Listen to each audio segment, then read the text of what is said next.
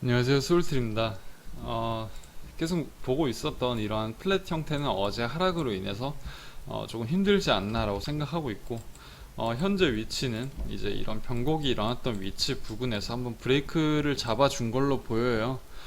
브레이크를 잡아준 걸로 보이고, 일단은 방향 이제 매매 같은 경우에는 이제 지금 자리에선 이제 올라오면 숏이 좋지 않나, 오르면 숏으로 대응하는 게 유리하지 않나라고 보고 있습니다. 물론 저는 들어가진 않을 거예요. 저는 이제 비트코인 매매, 지금 비트 매매를 지금 며칠 동안 쉬고 있어요. 왜냐하면 저는 안 보여요. 잘, 지금 파동 카운팅이 잘 보이지도 않을 뿐더러 어떻게 해야 될지 저조차도 갈피를 잡고 있지 못하기 때문에 따로 이제 더 자세한 카운팅이 보이면 말씀드릴 예정이고요. 그래서 이제 뭐 이더리움 같은 경우에는 이제 잘 보이기 때문에 이더리움 매수를 이제 진행하려고 준비 중이고, 그래서 이제 기본적으로 ABC로 빠지는 파동에서 계속 말씀드린 거죠. ABC로 빠지면서 이게 5파동으로 나와야 되는데, 자, 어, 그러니까 ABC로 빠지면서 이게 5파동으로 빠진다. 근데 현재 위치가 이제 1, 2, 3, 4, 5로 빠지겠죠. C파동이 5개 파동으로 구성되니까. 그래서 1, 2, 3, 4, 5로 빠지는데 지금 어제 4파가 나왔고 이제 마지막 5파로 떨어지는 길목이 아닐까라고 생각을 하고 있어요. 그래서 만약에 한 번 더 올라오게 된다면 자리가 괜찮은 자리가 있으면 숏 포지션을 들어갈 예정이에요.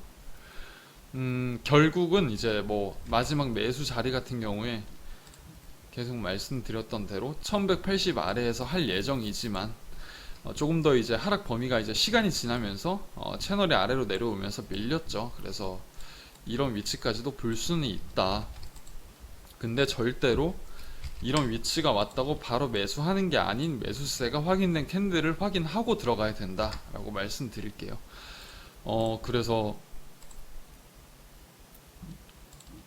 저는 이제 뭐 만약에 이 파동 여기서 이제 되돌림을 준다고 하면 되돌림이 이제 그렇게 크진 않을 것 같은데, 만약에 되돌림 같은 경우에 0.3, 0.5 뭐 이런 위치에서 뭐 숏을 한번 잡아볼 수 있겠고, 뭐 바로 들어갈 건 아니지만 이런 식으로 ABC로 올라준다고 하면 다시 한번 이런 하모닉 패턴이 뭐가 완성이 되는지도 봐야겠고, 저는 철저히 이제 거의 하모닉 패턴 안에서만 매매를 하기 때문에 이런 패턴이 완성이 되는지를 보고 매매를 한번 들어갈 예정이에요. 숏 포지션을. 그래서 최종적으로는 1180 아래에서 들어가야 된다라고 이제 말씀드립니다. 이거 만약에 이제 되돌리면 숏자리는 되게 괜찮을 것 같아요. 왜냐하면 이게 ABC로 잘 나왔고, ABC로 잘 나왔고, 이제 5파동이 이제 5파동으로 잘 떨어지면 괜찮을 것 같은데, 한 가지 걸리는 게, 만약에 이제 만약에 1, 2, 3, 4, 5로 나올 때 이 5파동이 정석적인 이렇게 5파동으로 나오냐, 혹은 또 이제 이렇게 겹치면서 1파의 저점을 4파의 고점이 겹치면, 이런 식으로 또 이제 다이고널 패턴이 나올 수도 있고 뭐 그런 가능성이 있겠죠. 근데 생각보다 이제 이 1파동이 크다라고 볼 수 있어요. 1파동이 크기 때문에 2파로 올라갔을 때 1.618까지 최소 1.618까지 최소 떨어진다고 하면, 만약에 이제 이런 위치까지 잡았다가 했을 때 하락폭이 1120까지도 떨어진다는 거죠. 3파가 1, 2, 3, 4, 5가 이런 식으로 떨어질 수 있다는 거죠. 그래서 만약에 이런 하락폭이 세다 싶으면 어디서 잡으면 되냐, 그냥 간단하게 이 위치에서 잡으면 된다라고 말씀드릴게요. 이 위치, 이게 만약에 세면 1120일 넘어서 이런 식으로 5파가 나오면 그냥 여기서 잡으면 된다.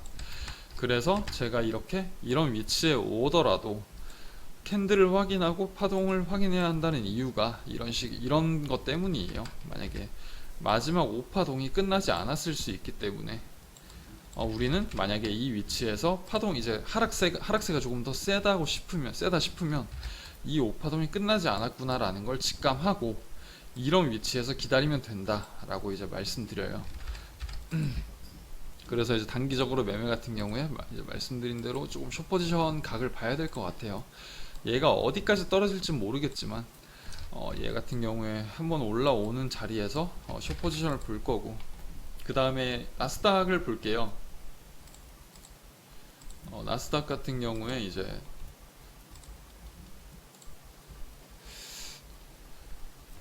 저번에 이제 옛날에 카운팅 했을 때는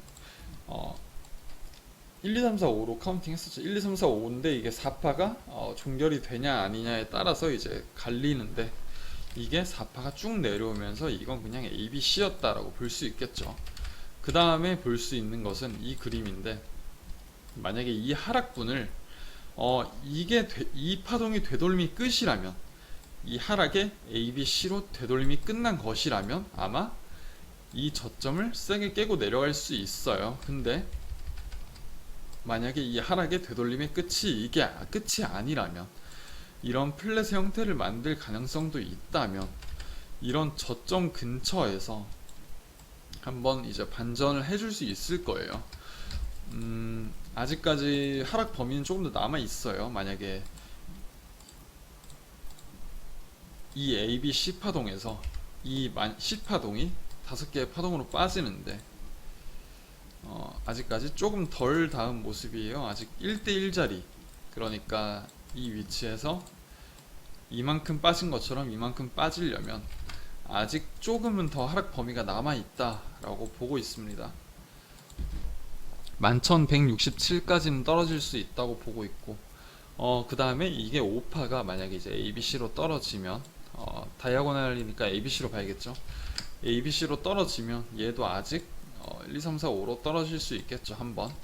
그래서 우리는 이제 나스닥이 무조건 비트가 무조건 나스닥을 따라간다는 말은 아니에요. 하지만 이런 나스닥이 리스크가 굉장히 큰 자리에서 우리가 괜히 굳이 매수를 할 필요가 있느냐라는 거죠. 매수 매도를 떠나서 매매를 할 필요가 있느냐.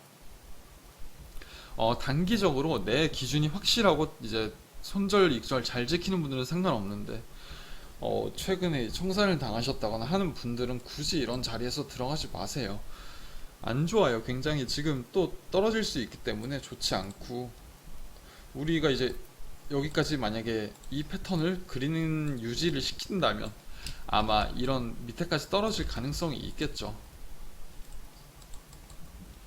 이 패턴을 유지하는 게 맞다면 이런 식으로 밑에까지 한 번 더 떨어질 수 있겠죠. 하지만 이제 이런 식으로 웨지 패턴을 벗어날 때 이제 비트코인도 한번 안정세를 가질 수, 나스닥이 안정세를 가지게 되면 비트코인도 뭐 자연스럽게 어느 정도 이제 안정적이 될 테니까 그때부터 매수 각을 봐도 되고요. 그래서 나스닥도 같이 보시면 좋을 것 같고, 그러니까 비트가 나스닥을 무조건 따라간다는 건 아니지만, 이제 나스닥이 최대한 지금 위험한 자리니까 일단은 조심을 하자. 얘가 만약에 이 저점을 깨고 내려가면 어디까지 내려갈지 몰라요. 그냥 잠깐 깼다가 다시 올라올 수도 있고, 그러면 잠깐 깼다가 올라올 수도 있고, 이대로 그냥 쭉 밀릴 수도 있고요. 그래서 최소한의 리스크는 관리하면서 나스닥이 안정적인 모습을 보여주는 게 보이면 우리도 매수각을 한번 보자라는 게 베스트예요. 이게 베스트고 최대한 안정적인 매매예요. 이게 하락장에서 굳이 리스크를 감수하면서 매수를 할 필요는 없잖아요, 그렇죠?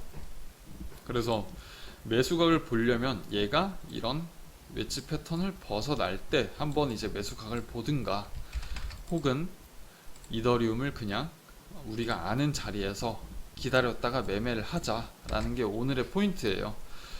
비트코인 안 보이니까 저는 매매 안 할 거예요. 저는 그냥 기다릴 거예요. 얘는 그냥 모르겠어요. 저도 파동이 아직 제대로 안 나오고 이게 뭐 이런 식으로 나오려는 건지 뭔지 모르겠지만, 그냥 비트는 지켜보면서 이더와 나스닥으로 매매를 할 생각입니다.